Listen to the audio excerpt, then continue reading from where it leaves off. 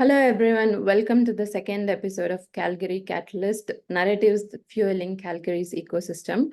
Today, on our second episode, we have another very special guest. We have Anila Umar from Center for Newcomers joining us to talk about the Calgary's social impact. Anila is the president and CEO of Center for Newcomers in Calgary. She is also Avenue's 40 Under 40 awardee, and she's also the top 25 women influencers in Canada, and she's also the top 100 most powerful women in Canada. I'm so excited, happy, and grateful to have you here on the show today, Anila. Welcome to the podcast show. Thank you. I'm happy to be here. My apologies. You caught me in the middle of a cold, so I sound a little bit funny, I think. Perfect. To me, you sound perfect. Thank you. Today this episode is more into understanding the Calgary's social impact part of it. So we also recently rebranded the city as Blue Sky City, where everything is possible. So we are going to talk a little bit around that one.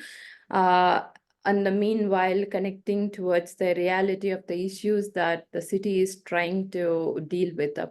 So on that note, my first question for you is, from your perspective, someone who's working in the social impact sector for so many years, where do you think Calgary is in terms of social development?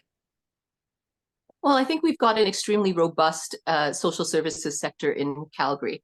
All of the different agencies in the different subsectors, they work together quite well. We're able to create lots of partnerships, and we're able to do a lot with less. So, that's, I think, where the happy side of it is. The other side of it, of course, is that with more population, with the higher population, with more complexity as generations continue on, right? We've got things like COVID that we didn't have before. We've got all kinds of technology needs and issues and whatever else. Comes a lot more complexity. And navigating that complexity is often misunderstood by the general public in terms of how not-for-profits operate and how the social sector operates. We are, even though we are not-for-profit, we make a profit. We try to do the best we can, and that profit goes back into the community. It doesn't go into shareholders. So we are running businesses, and we do have to be accountable to those businesses. And so in that regard, our social services sector, I think, is amongst the best in the country, and could also use a lot more support, not only in terms of funding allocation, but also in terms of volunteerism, in terms of advocacy, and in terms of awareness. That's well put in a nutshell. Thank you so much for sharing that. So as we can see that Calgary has been receiving a lot of attention in terms of tech, in terms of investments, tourism, everything. From an immigration standpoint, and also from Center for Newcomers point, do you think that Calgary is in a place where it's ready to accept, welcome, and then grow along with this very diverse population? Calgary's never been unready, right? We've always been an entrepreneurial, very pioneering city. We've always been ready for the next, innovation or the next ability to move humanity forward, right? And so I don't see this as anything different. In fact, we are better suited than, in my opinion, than anywhere else in the country, because we still have land, we still have job opportunities, right? And so we aren't constrained by the same housing markets and crises, because we can continue to build. And because we have that ability, and our market is consistently and steadily growing, and because we have such wonderful groups like Platform Calgary and other groups that have really been able to put a spotlight on our innovation and on our tech hubs and on our different avenues of business, we can continue to grow, and we can continue to foster that, right? We're an extremely important art hub in the country that often goes unnoticed. right? So there's all kinds of different places and spaces that add to the quality of our lives and are extremely important to any newcomer, whether they're born and raised in Canada and then just choose to migrate to Calgary, or whether they're coming from another country, is extremely profitable in the social way, but also in terms of being able to make a living. That's well said. So, continuing from your answer, I wanted to ask and understand a little more in depth about in this growth stage, what do you think are some of the challenges that kind of that acts as barriers that we would need to focus on to move forward? Well, there's a number of different challenges that we're currently trying to overcome. Of course, our resources are not keeping up with our demand, right? So we don't have as much housing as we have the demand for, even though we do have the space for housing, right? Our policies and our procedures also need to catch up in order to be able to make it easier within a reasonable way to actually build, to actually be able to rezone, to actually be able to ensure that there is affordable housing for everyone.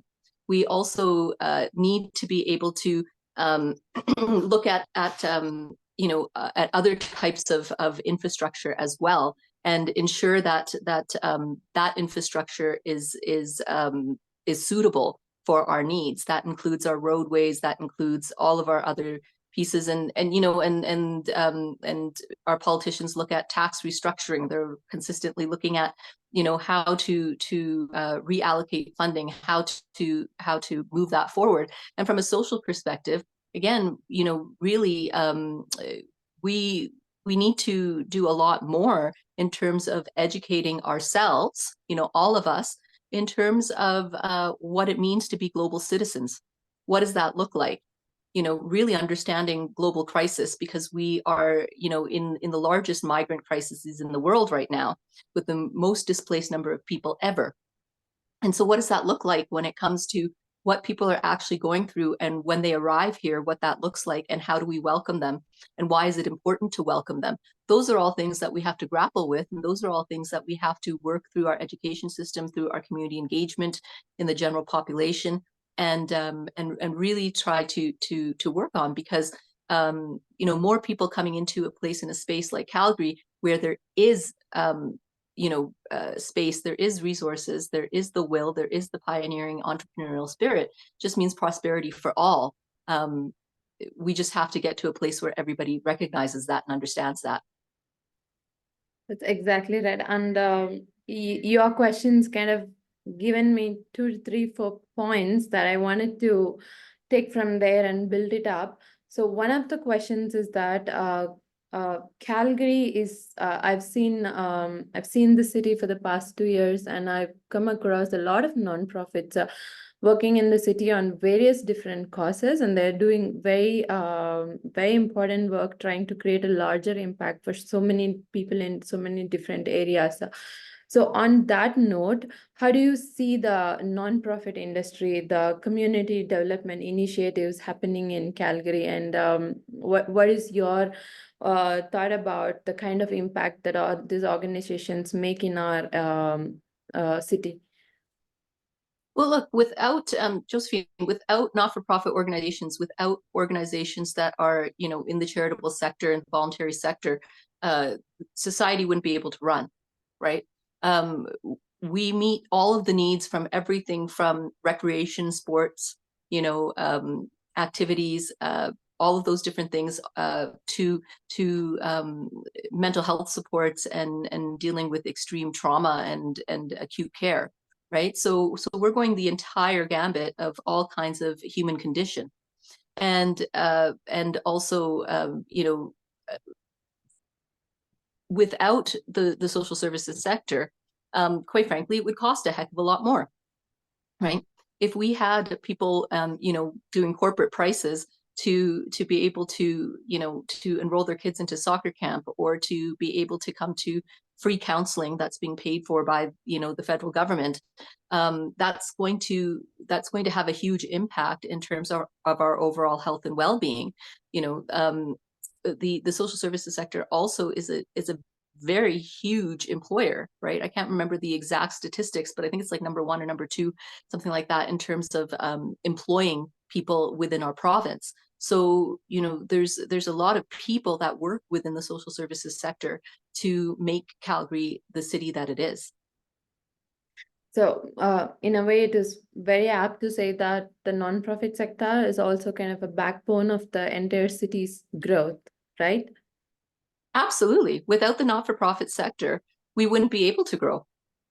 Yes, and one of the most important things that I wanted to connect with is the employment opportunities. So when I first came here to Calgary, one of the first things that I saw is how there are so many different nonprofit organizations and even government organizations working on to provide employment skills for newcomers so that they understand this the employment, how employment works here, and then they get employed in the workforce in the city.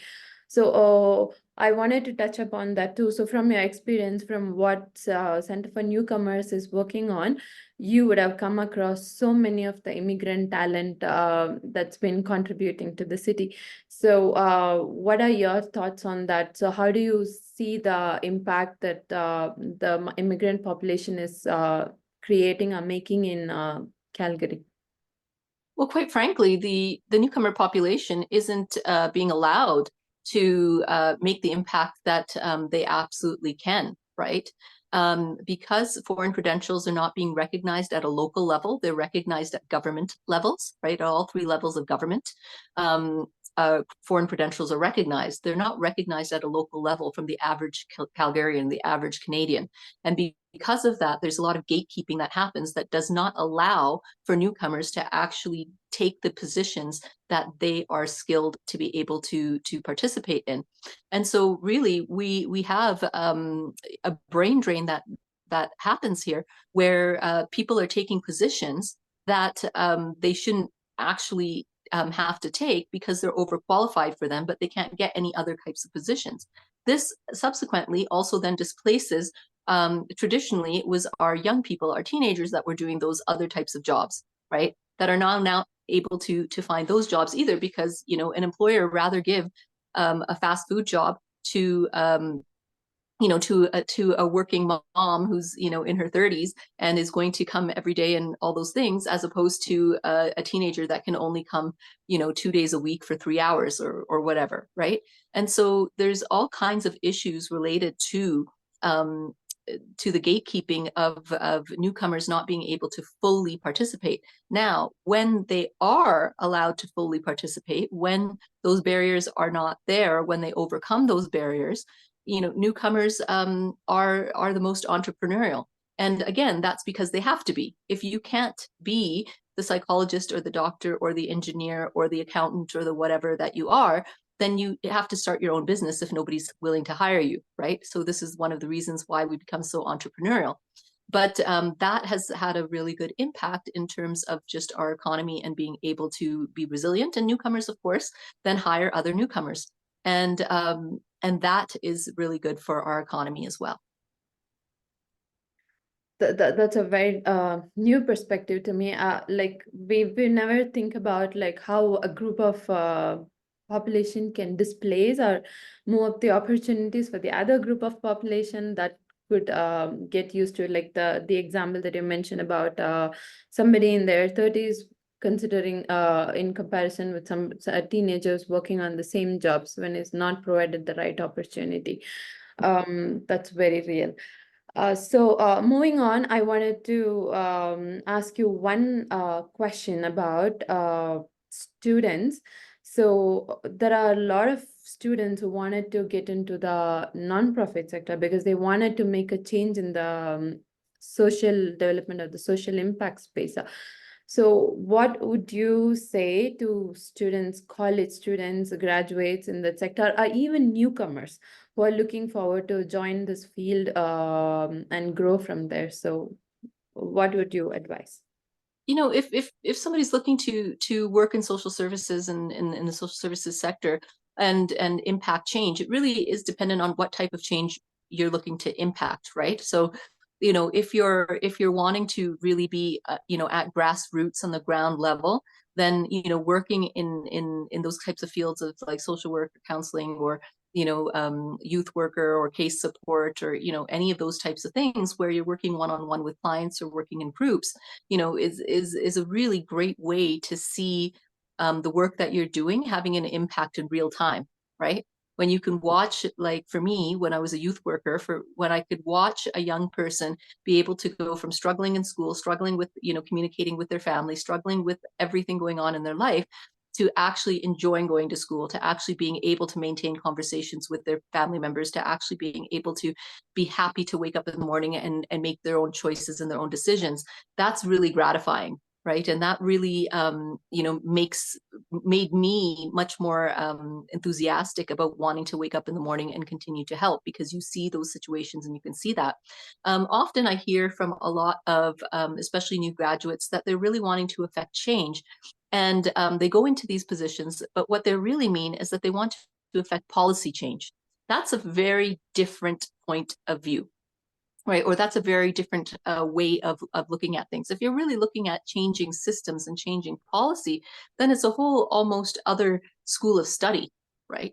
Now you're looking at communications, you're looking at politics, you're looking at these systems of business and not for profit. You're looking at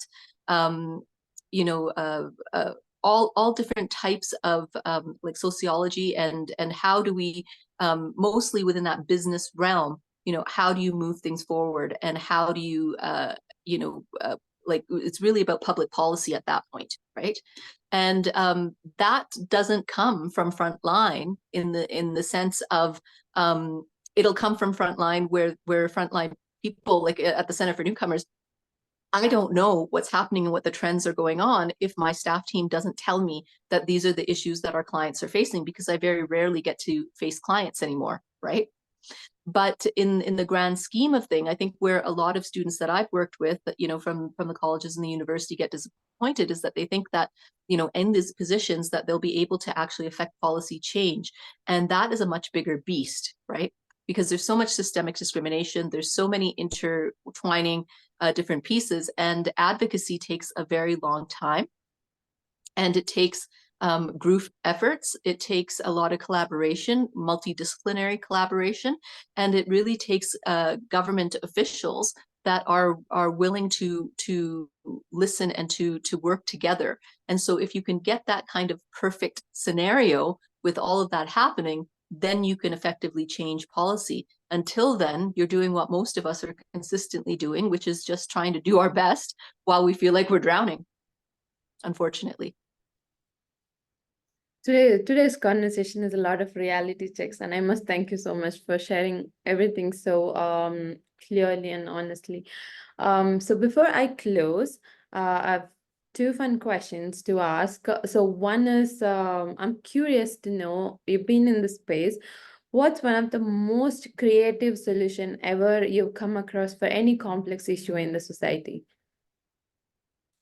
Well, I believe that the response that we did over COVID to ensure that all newcomers in Northeast Calgary were getting all of their basic needs, from being able to get, food security, housing, education for their children, staying in their own homes, and everything related to that, and then vaccines. I think that was the most innovative piece that we've ever done, because we had a network of about 300 organizations, most of whom were talking to each other every morning at 7 o'clock in the morning, to really talk about what's happening, and in partnership with all three levels of government and with the Calgary Emergency Management Association, with CEMA, to ensure that we were managing everything appropriately. And that level of collaboration, where it was decentralized in terms of power, worked really well. There wasn't one specific leader that was in charge of everything. That made it so much more doable and so much easier to do. That's wonderful. I often come back to this truth that when people collaborate openly without any barriers, that's where the most creative solutions flow and things get going. So your answer proved that once again. Thank you. So finishing up with one last question. So this is something a little bit personal about yourself. So Anila, I understand you have so many things to tackle in a day. There are a lot of meetings and there's so many things to check off the list. So according to you, what is a perfect day or a good day looks like? How do you manage go through it? Well, a good day is filled with a lot of love and a lot of laughter, right? So Yeah. a good day is filled with whether I'm at work or I'm at home or I'm out with my friends or family. It's a day that is filled with a lot of love and a lot of laughter and a lot of supporting each other, right? I think good days are ones where you can tackle complex social issues and really feel like you're making a dent in them, and also take care of yourself, right? So it's really important to eat well. It's really important to sleep well. It's really important to get exercise. You know, perfect day for me is when I can see my martial arts community and be able to do some martial arts with them, spend some time with them, you know, spend some time with the kids in my life. Those are the things that I think make life worth living. That's wonderful. I agree with you 100%. So sometimes I do this exercise called 10 things I'm grateful for whenever I feel so down or sad.